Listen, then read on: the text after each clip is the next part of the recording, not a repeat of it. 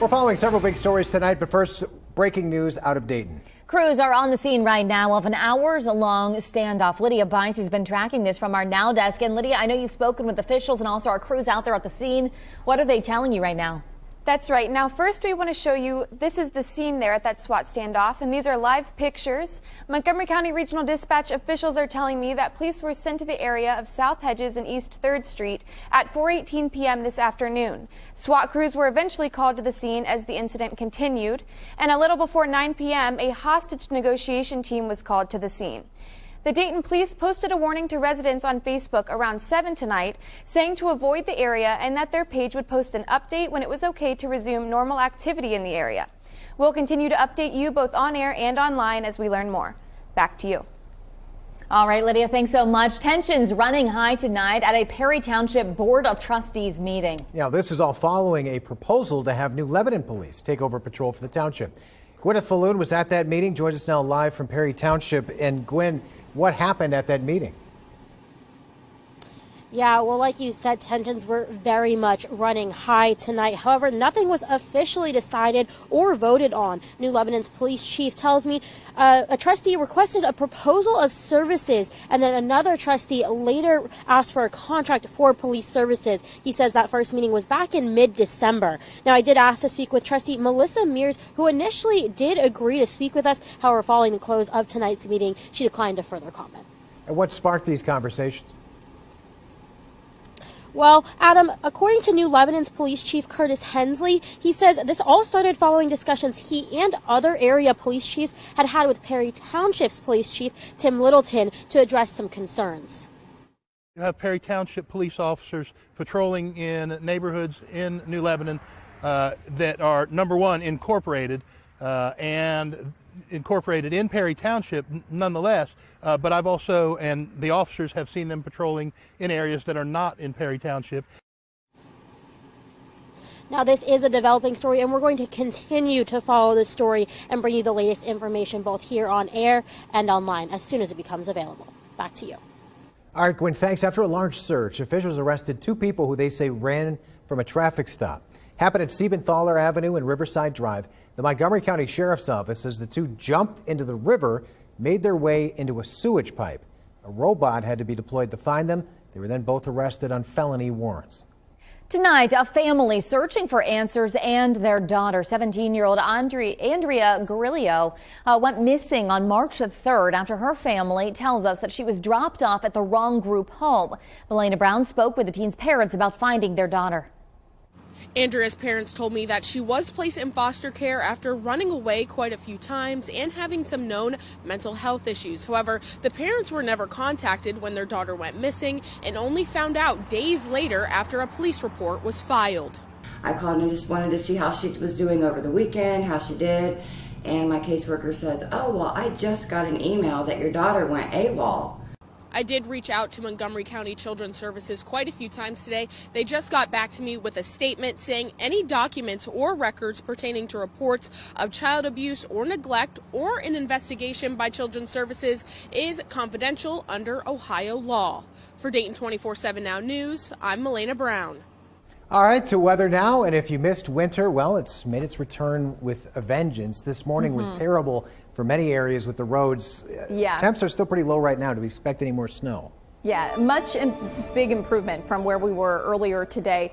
But clearing skies, that snow has moved off to the east. It was very stubborn. Those flurries stuck around for far too long today, making it just a blustery and cold one. Upper 20s currently, 28 in Dayton, 28 Urbana, 30 in Sydney, but it does feel colder. We still have a little wind chill, so it does feel like 19 in Troy, feels like 20 right now in Dayton, but the winds are calmer than they were earlier. So a little wind chill tonight, but not quite as big of a factor as what we had earlier today. But it's going to be cold tomorrow, waking up into the lower 20s, but by the afternoon, big improvement. Sunshine, lower 40s, going to be back closer to normal for this time of the year. I'll have the rest of the week's forecast to let you know how much warmer we'll get coming up. Natalie, thanks. Now the latest from East Palestine's train derailment as Ohio Attorney General Dave Yost has filed a 58-count civil lawsuit in federal court today. He says it's a way to hold the rail company financially responsible. Now Yost is accusing the company of breaking state and federal laws when it transported toxic chemicals which were released when the train derailed. Ohio is seeking damages, civil penalties, and years of environmental monitoring. In response to the lawsuit, Norfolk Southern said that it is listening to concerns from the community and also planning to take additional steps to deal with some of them. Government officials continue to say that the soil and water are still safe and they're not a risk to the public. Live pictures over the Dayton skyline from our Eco Plumber Skycam. Tomorrow, city commissioners are set to discuss a settlement with the company they say is responsible for a major water main break in 2019. Now, according to a city manager's report, Eagle Bridge Company and GPD Incorporated will pay the city $700,000. The city says it lost 150 million gallons of water after Eagle Bridge Company allowed erosion along the Great Miami River near the Keowee Street Bridge, which they were contracted to replace. The city says the river was inadequately diverted, causing the water main to dislodge from the embankment. Repairs and emergency response cost them over $1.5 million. The Dayton Fire Department is investigating an unprecedented number of deadly fires in the city. There were 3 in just 8 days, and 7 people lost their lives. Maybe Ball has the very latest from those investigations. The cause of this fire and the other 2 are under investigation. Now, in 8 days, the Dayton Fire Department has spent an estimated 25.5 hours responding to these deadly fires this month. I sat down with the mayor to talk about solutions. And talking about what you're going to put into the budget for 2024, are there any plans to talk about reopening or making Station 10 fully operational? I'm not talking about Station 10 specifically right now. I just shared with you, we're talking about the entire department. So whether Station 10, Station 18, Station 11, all those things are on the table to address the needs of the city. I spoke with the Dayton Fire Department about the number of deadly fires. It tells me it's unprecedented. We have some members of the fire department that have responded to multiple of these fatal fire incidents. And so it's very tragic for the families involved, absolutely, and it's tough on our members as well. In the meantime, the fires are under investigation, but officials are providing advice. They say make sure that your smoke alarms in your home are working. Also, sleep with the door closed in case there is a fire. For more of the safety tips, just head to Dayton247now.com and click on this story under Top Stories. Reporting in Dayton, Mimi Ba, Dayton 24/7 Now News. Well, we are following developing news out of Russia tonight. This after a U.S. surveillance drone was forced to crash over the Black Sea after a Russian fighter jet clipped its propeller. Moscow says the drone crashed on its own, insisting they didn't hit it. U.S. officials are calling it unsafe, unprofessional intercept of that drone. Intercepts are fairly common, but Press Secretary Pat Ryder says not like this. You're flying alongside it to be able to see what's there. In this particular case, though, again, they collided with the aircraft, damaging the propeller and essentially putting in a situation where it was unflyable and uncontrollable, so we brought it down. The Pentagon says the drone was operating lawfully over international waters. They would not specify whether the drone was armed or what technology was on board. President Biden unveiling new legislation to crack down on gun violence. He announced an executive order today while meeting with the family of the Monterey Park shooting victims. 11 people were shot and killed during Lunar New Year celebrations by a lone gunman. The executive actions are aimed at increasing background checks and promoting more secure firearm storage by directing federal agencies to ensure compliance. But let's be clear. None of this absolves Congress the responsibility from the responsibility of acting to pass universal background checks, eliminate gun manufacturers' immunity from liability. And I'm determined, once again, to ban assault weapons and high-capacity magazines.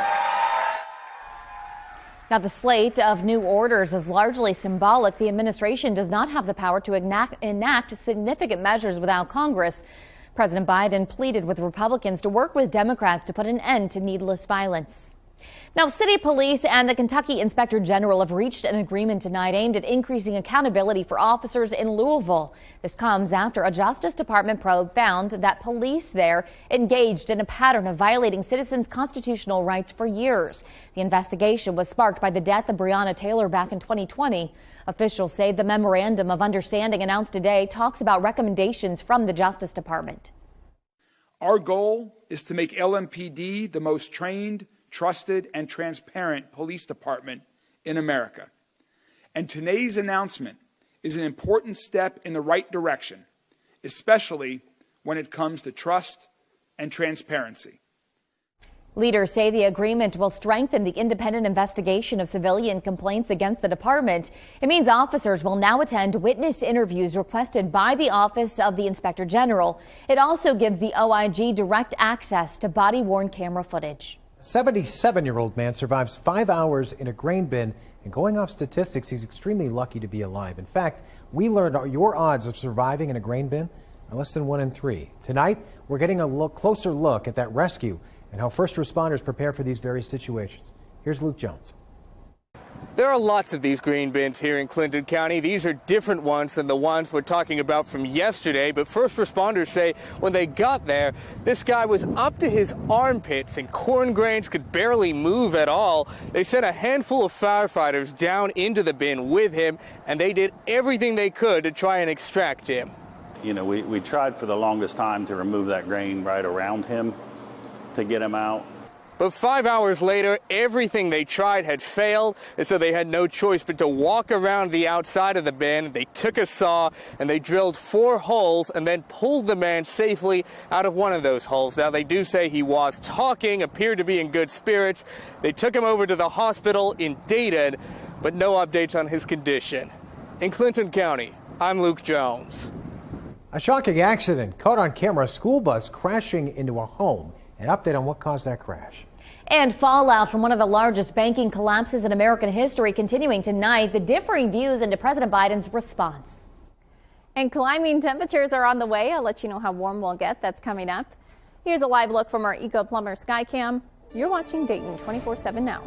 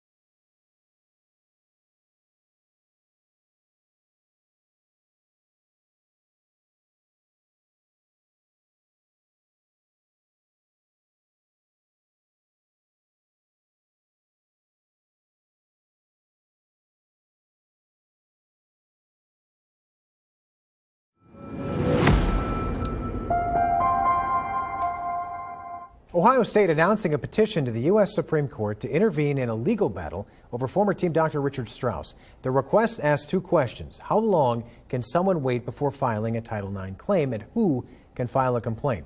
Now, the school has so far settled 300 complaints for that former doctor who is accused of sexually abusing hundreds of young men over 2 decades at the school. A federal appeals court last fall ruled that OSU was accountable for those filing complaints. If the court reviews this, it would hear the case during its next term in October. All right, check this out. Shocking video as a school bus actually hits a house. You can see it there in the top corner. This was in Massachusetts. We're told that the bus driver fell asleep at the wheel, causing the bus then to go off course. Students on board at the time talked about the moments before impact. I was taking a bus and the bus driver was like about to fall asleep until he just kept driving. We were driving in a straight line and then the bus just went right into the whole bottom of the house, like right here. He goes, "Mom, Mom, Mom," and I'm like in my half asleep. I'm like, "Dude, you need to go to school right now." And he's like, "Ma, the school crashed into a house." And I'm like, "What?" Thankfully, no one was seriously hurt. That bus driver was cited and an investigation is ongoing tonight. Live pictures over San Francisco tonight as California deals with its 11th atmospheric river this year. That bringing rain to an already flood-ravaged state. Forecasters are warning more flooding is likely as the ground is already saturated from around the heavy rain last week. The incoming storm has prompted evacuation orders in multiple counties, with 40 of the state's 58 counties under a state of emergency. And while the West Coast is dealing with flooding, the East Coast is being pummeled with snow. In New York, residents and officials are dealing with the aftermath of a nor'easter. Brianna Supardi reports. I'm Brianna Supardi reporting in Schenectady County, New York, where plow crews have had their work cut out for them.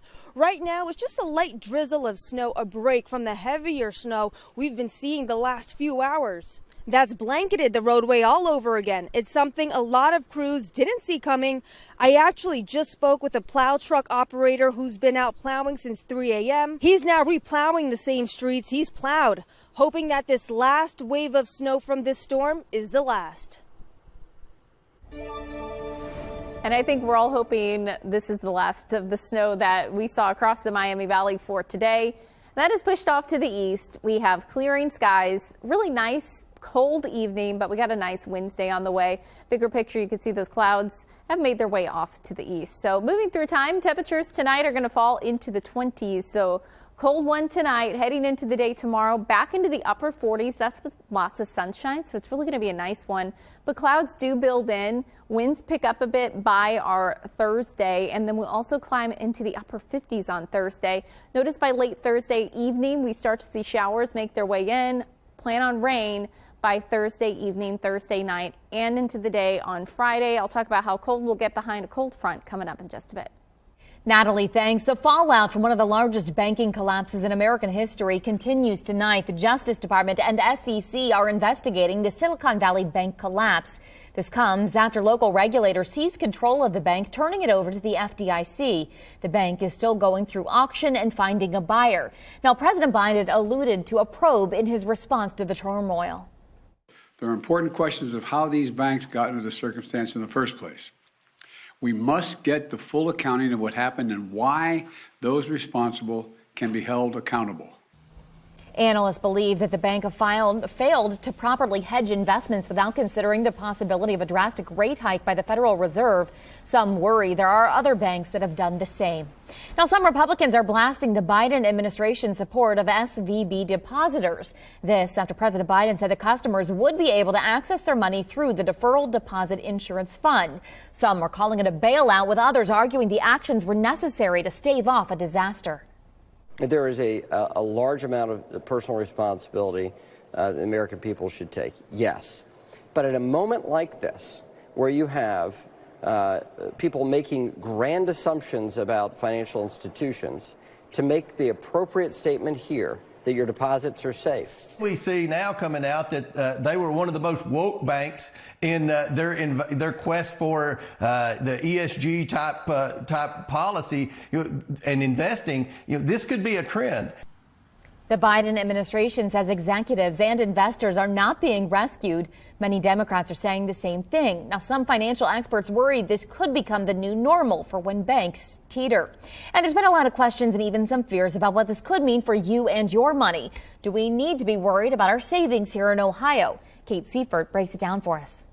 There have been a lot of questions and even some fears after the collapse of SVB and Signature Bank over the weekend. But does the average person living here in Ohio need to be concerned? We talked to some experts, including an economics professor at Cedarville University and the team from the Ohio Bankers League. The main question a lot of people want answered is, are my bank deposits safe? Do I need to pull money out of my account? The short answer is no. If you have less than $250,000 in your account, you are likely protected. That's because you're covered by the FDIC. Experts say the best way to protect yourself, regardless of what's in your bank account, is to work with a financial advisor.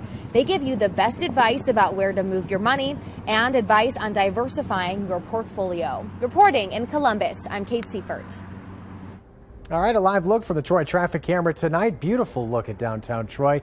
It is not so, I guess it depends. If you like cold weather, if you miss the winter, well, you're in luck because it returned with a vengeance today. You know, I do love winter. It's one of my favorite seasons, but... Until January. Yes. This is too late. Yeah. I wanted it a couple of months ago, but we have some nicer days ahead for us. Tomorrow, for instance. Yes, tomorrow's going to be really nice. It's still going to be cool, but a big improvement from this cold, blustery day that we had. Just a morning commute mess, which did bring us some snow. 1.2 inches so far for the entire month of March. That brings us ahead of the month of February, where we saw just 1/10 of an inch of snowfall. So certainly a colder month of March compared to what we had in February. But we do have some warmer days, upper 40s tomorrow, close to 60 on Thursday. But the notice by the weekend, it gets cold again. I'll have a look at that 7-day coming up. Natalie, thanks. After an autopsy revealed another case of sudden infant death, First Lady Fran DeWine steps in to educate Ohio moms. Coming up, what parents need to know to help keep their children safe. And Congressman Mike Turner announcing an update for West Carrollton's Riverfront Development Project, the latest on the plans and when it's scheduled to be complete. You're watching Dayton 24/7 now.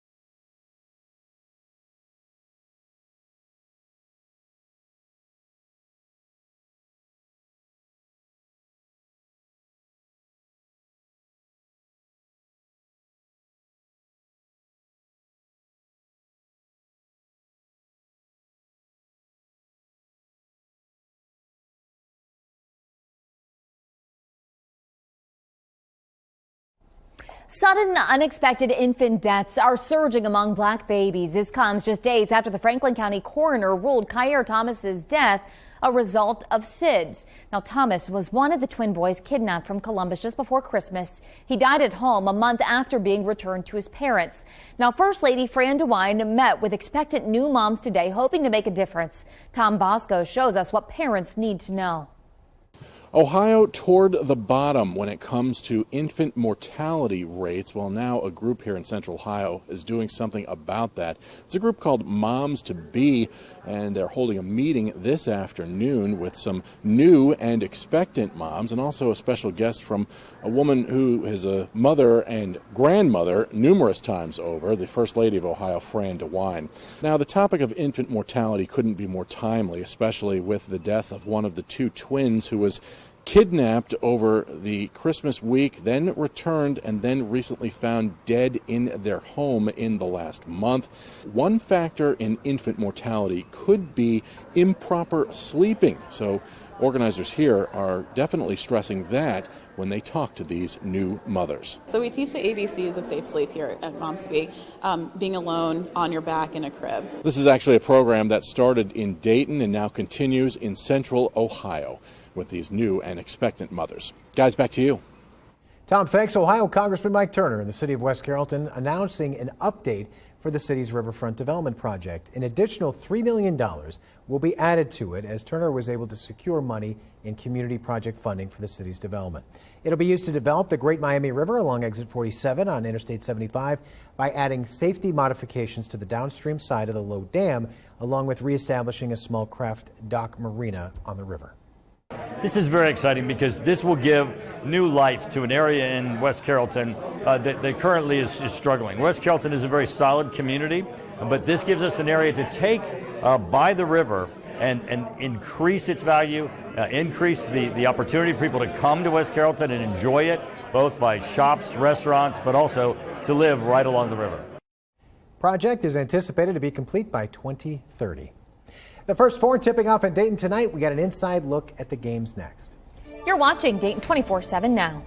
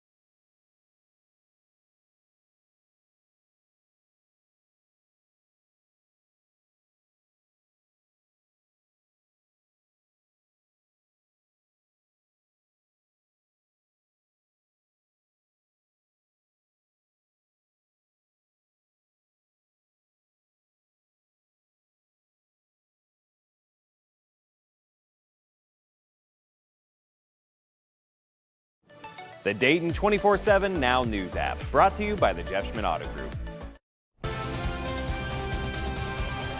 The first four is underway tonight at UD Arena, where teams are facing off for a chance to advance in the big dance. Matt Digby is at UD Arena and has a look at tonight's first matchup. Day one of the first four at University of Dayton Arena, and the very first game of the week going down to the wire. But when all was said and done, Texas A&M Corpus Christi out of the Southland Conference. They make the plays that matter most down the stretch, and they outlast the Southeast Missouri Redhawks 75-71 the final. So the Islanders, in just their third ever appearance in the NCAA tournament, they get their first win all time in the dance, and it also